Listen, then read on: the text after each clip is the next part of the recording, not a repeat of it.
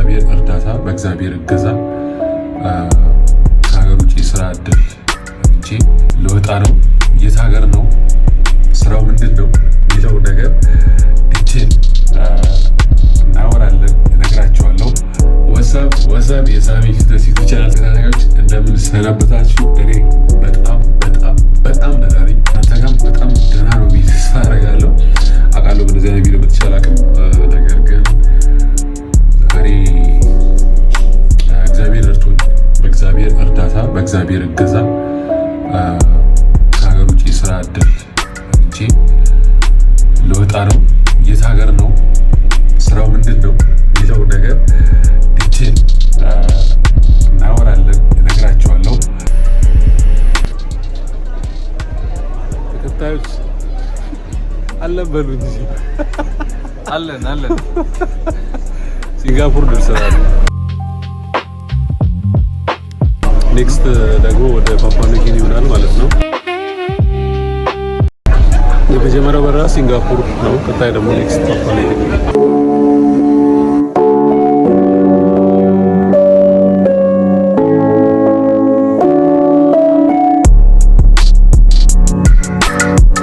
እንግዲህ እዚህ ጋር ደግሞ በጣም ጭው ብያለሁ። ጉዞ በእርግጥ አድካሚ ነበር። ከአዲስ አበባ ሲንጋፖር ወደ 10 ሰዓት አካባቢ የሚፈጅ በረራ ነበር ያደረግነው።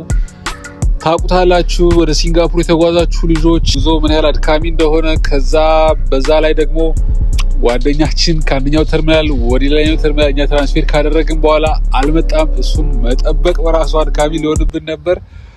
እንደምንም ብሎ መጣ። እንደምታዩት በዚች ሰው አልባ ባቡር ነው የመጣው። ከአንድ ተርሚናል ወደ ሌላ ተርሚናል ሰው ትራንስፌር የምታደርግ ናት።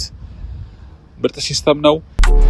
ያው ፍላይታችን ትራንዚት ስለሆነ የግድ ቦርዲንግ ፓስ መውሰድ ነበረብን። ቦርዲንግ ፓስ ወሰር። ነገር ግን አሁንም መጠበቅ ነበረብን። ወደ 3 or 4 ሰዓት አካባቢ እዛው ኤርፖርት ውስጥ ደቃልን። ከዛ ቼኪናችን ደረሰ።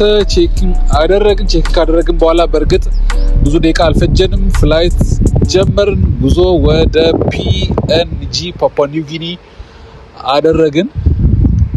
የሆነ ሰው ሲንጋፖር ኤርፖርትን ማየት አልቀረ እችን ቦታ ማየት ግድ መሆን አለበት ብሎ እችን ቦታ ለማየት መጥቼ ነበር። ስለዚህ ቦታ በቀጣይ ቪዲዮ ስለ ሲንጋፖር ምሰራው አለ። በዛ ቪዲዮ ላይ በደንብ አብራራላችኋለሁ። በጣም አድካሚ ከነበረውና በጣም ረጅም የበረራ ሰዓት ከወሰድን በኋላ ወደ መዳረሻችን ደርሰናል። መዳረሻ የሆነው የት ነው? ፒኤንጂ ፓፑዋ ኒው ጊኒ የምትባል አካባቢ ናት። አሁንም ሞር ወደ ስራ ቦታ ለመድረስ ደግሞ ቢያንስ የ1 ሰዓት ከሩብ በረራ ይቀረኛል ማለት ነው። አድካሚ ነበር እውነት ለመናገር። የተወሰነ በሰዓታትም ፈጅቷል። ረጅም ሰዓት ማለት ይቻላል። ቀጣይ ደግሞ መዳረሻችንን የምናሳይ ነው የሚሆነው። የስራ ቦታ ስደርስ ሞር ያለውን ነገር ዲቴል እናወራለን ማለት ነው። ቤተሰብ ዛሬ ደግሞ ከፖርት መርሳቤ ወደ ዳሩስላንድ ስራ ቦታ የሚሄድበት ቀን ነው።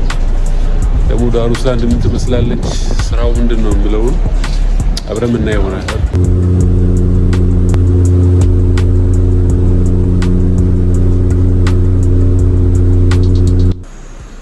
እንግዲህ እንደምንም ብለን ስራ ቦታ ደርሰናል። እዚህ ጋር ረዘም ያለ በረራ ጉዞ ካደረግኩ በኋላ ወደ ስራ ቦታ መጥቻለሁ። የስራ ቦታ ይሄን ይመስላል።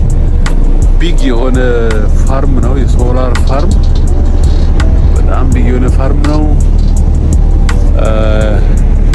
እዚህ ነው እንግዲህ የምቆየው።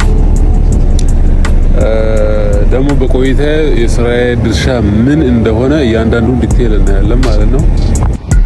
እዚህ ጋር ሲስተሙን እየተንጠራራው በደንብ ለእናንተ ለማሳየት እየሞከርኩ ነው። በጣም ግዙፍ ሲስተም ነው፣ ግዙፍ ፓወር ፕላንት ነው። በቀጣይ ቪዲዮ በደንብ የማሳያችሁ ይሆናል። በቀጣይ የሚሰራቸው በጣም ብዙ ቪዲዮዎች ይኖራሉ ማለት ነው። ኔክስት እንግዲህ ምንድን ነው የምናደርገው? ብዙ ባልክ የሆኑ ቪዲዮዎችን እንጀምራለን። ከእያንዳንዱ ሶላር ሴል ምንድን ነው፣ ፓኔል ምንድን ነው፣ ስትሪንግ ምንድን ነው፣ ኢንቨርተር እያንዳንዱን በሶላር ሲስተም ዙሪያ ምንም አይነት ጥያቄ ቢኖራችሁ ኮሜንት ላይ ታሳውቁኛላችሁ። እያንዳንዱ ሲስተም እያንዳንዱን ፕሮሰስ ዲቴል በብዙ ቪዲዮ መጣለው። ብዙ አብረን እንማማራለን፣ አብረን እንቀጥላለን።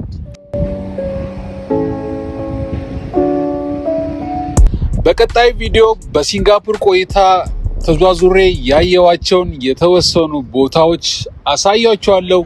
ነገር ግን ከዛ በሚቀጥሉ ቪዲዮዎች ያንዳንዶቹ ሙሉ ስለ ሶላር ሲስተም የሚያወሩ ነው የሚሆኑት። እንደገና አንዳንድ ቭሎግም ይኖረዋል። ብቻ ብዙ እንማማራለን። ሶላር ሲስተምን ከስክራች ተነስተን ሃይ ሌቭል ያሉ አይነት ሲስተሞችን በደንብ ዲቴል የምናይ ይሆናል። አብራችሁን ቆዩ።